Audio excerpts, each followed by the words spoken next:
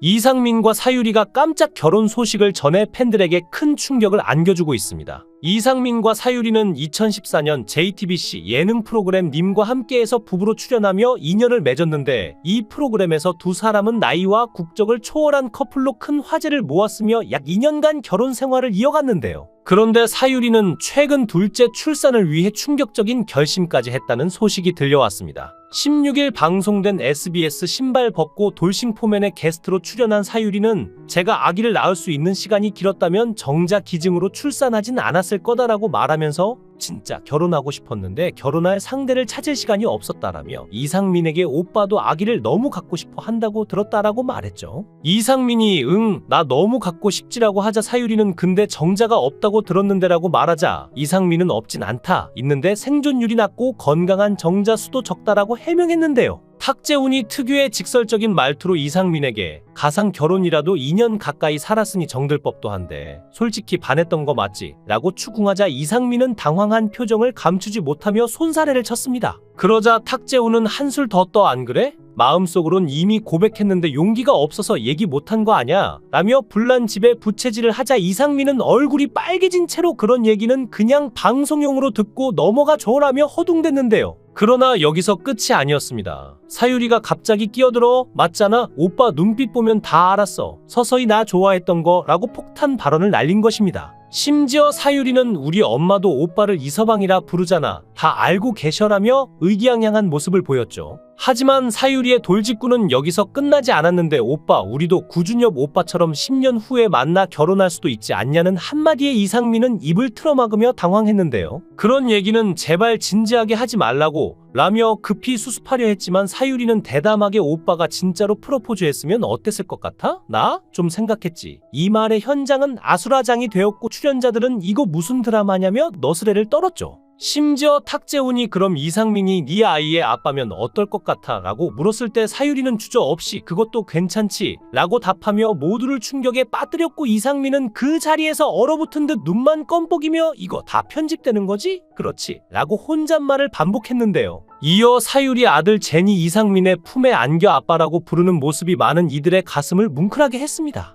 사유리는 10년 전 부부였던 인연도 있고 쟨 아빠 역할 좀 해줘라며 이상민에게 아들 돌보기 미션을 던지자 이상민은 그냥 삼촌으로 불러도 충분하지 않냐며 뒷걸음질 쳤지만 이미 쟤는 그의 품에 쏙 안겨 있었죠. 이때 젠이 이상민을 바라보며 아빠 라고 부르자 이상민은 당황한 표정으로 내가 진짜 아빠처럼 보여? 라고 물으며 진땀을 흘렸고 이를 본 사유리는 집 나간 와이프가 돌아온 느낌이야. 쟨 아빠한테 잘해드려라고 장난스럽게 덧붙였는데요. 사유리는 떠나기 전 이상민에게 특급 주의사항을 남겼는데 젠이 고추 만지면 오줌 쌀 거니까 바로 화장실 데려가야 해 라는 말을 듣고 이상민은 내 인생에 이런 조언을 받을 줄이야라며 한숨을 내쉬었지만 젠과의 시간이 흐를수록 점차 자연스럽게 아빠의 역할을 소화해 나갔습니다. 그날 밤 사유리가 불쑥 꺼낸 질문은 더욱 진지한 분위기를 만들었는데 젠에게는 아빠가 없고 오빠도 어렸을 때 아빠를 잃었잖아. 어떤 게 제일 힘들었어? 사유리의 질문에 이상민은 잠시 생각에 잠겼죠. 아빠 이야기가 나올 때가 제일 힘들었지.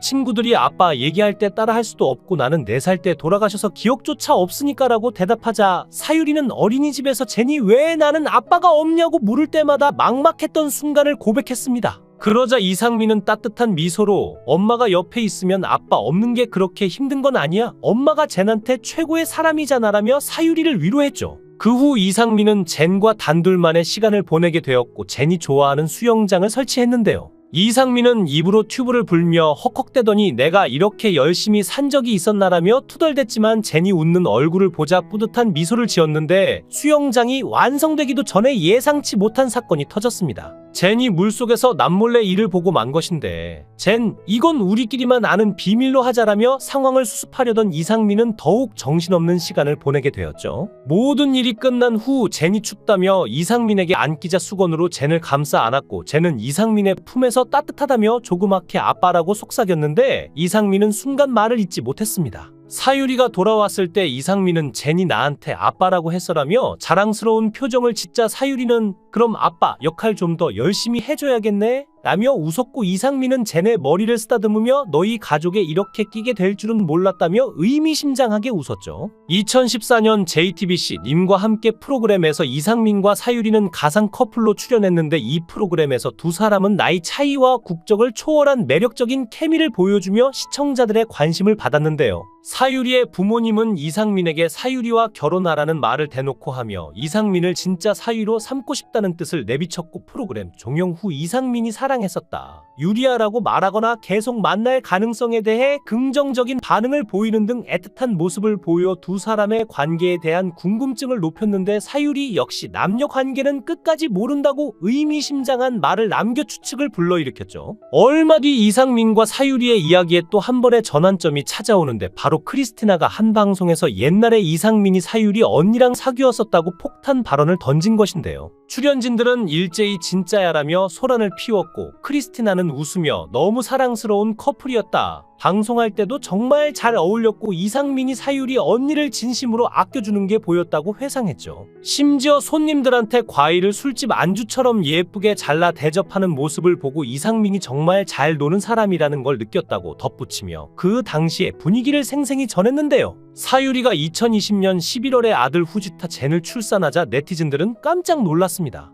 이유는 사유리가 결혼도 하지 않은 채 출산을 했기 때문이죠. 사유리는 최근 둘째 출산을 위해 충격적인 결심까지 했다는 소식이 들려왔는데요. 사유리는 엄마가 되는 게 꿈이었고 출산을 하기 위해서 좋아하지도 않는 사람과 결혼하고 출산하는 건 아니라고 생각했다고 합니다. 이에 누리꾼들은 웃긴 게 왜 백인 정자만 받냐, 흑인은 인종차별하는 건가? 누군지도 모르는 남자의 정자를 너무 소름 끼친다, 중국은 요즘 유행이라던데. 애는 무슨 죄야, 나중에 자기 아빠가 누군지도 모르잖아, 능력 되니까 혼자 키우는 거지 등의 다양한 반응을 보였죠. 사유리는 사귀던 남자가 있었는데 정말 사랑했고 몇 년 동안 사귀었다가 이별했다가를 반복했다고 합니다. 사유리는 저는 빨리 결혼하고 싶다, 아기 갖고 싶다고 했고 그 남자는 싫다고 했다, 좀 슬펐고 미안했다고 말했는데요. 그런데 우리 엄마가 아기 갖기 싫다고 하는 남자한테 내가 강요하는 건 잘못된 거라고 하더라. 슬펐고 화났는데 그렇게 받아들일 수 있겠구나 싶었다. 그래서 그 사람과 이별하고 정말 힘들었지만 새로운 사람을 찾기도 어려웠다고 솔직하게 털어놨죠. 사유리는 제가 비난받는 게 당연하다고 생각하지만 저는 이 방법밖에 없어서 그랬다고 고백했는데요. 서양 남성의 정자를 기증받아 임신하는 일명 초이스맘은 해외에서도 빠르게 늘고 있습니다. 미국과 중국을 중심으로 열풍이 불고 있는 초이스맘은 일명 자발적 비혼모로 결혼을 하지 않고 아이만 낳아서 기르는 여성을 뜻하는데요.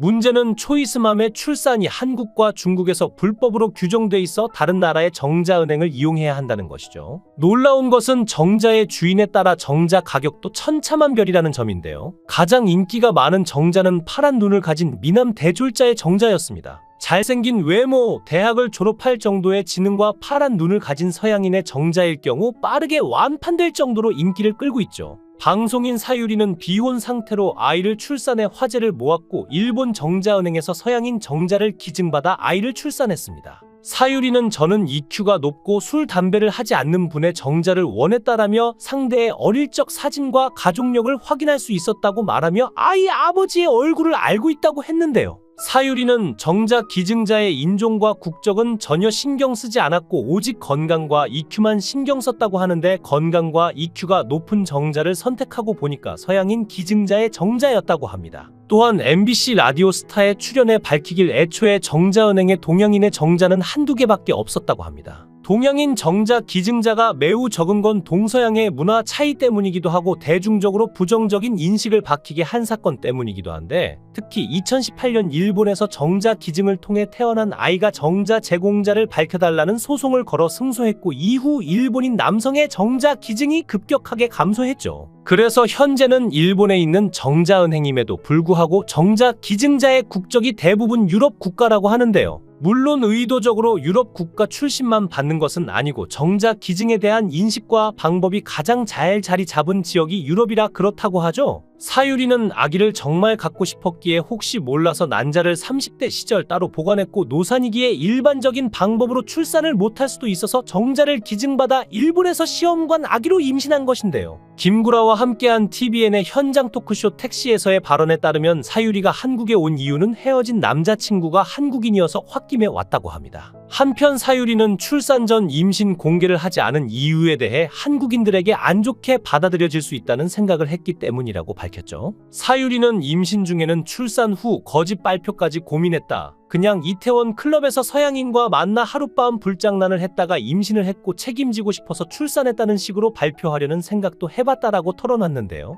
이어 그녀는 정작 기증보다 그런 원나잇으로 인한 임신 쪽이 현실에 더 많기 때문에 오히려 그게 더 자연스럽게 한국인들에게 받아들여질지도 모른다는 생각이 들었다라고 설명했습니다. 그러면서 사유리는 노산이 위험하다는 걸 처음으로 알게 됐다. 평소 운동을 많이 해 괜찮을 거라 생각했는데 아니었다라며 아기를 낳고 700cc의 출혈이 있었다더라. 기절할 뻔했는데 의사가 기절하면 안 된다라고 하더라라고 회상했죠. 이렇게 힘든 출산을 통해 아들을 품에 안은 과정에 대해 사유리는 신기하고 아름다웠다라고 소감을 밝히면서 아이가 태어나면 너를 세상에서 가장 사랑해라고 할 줄 알았는데 그게 아니더라. 낯선 사람을 보는 느낌이었다라고 이야기했습니다. 사유리는 그런데 하루하루 지나니 더 예뻐진다.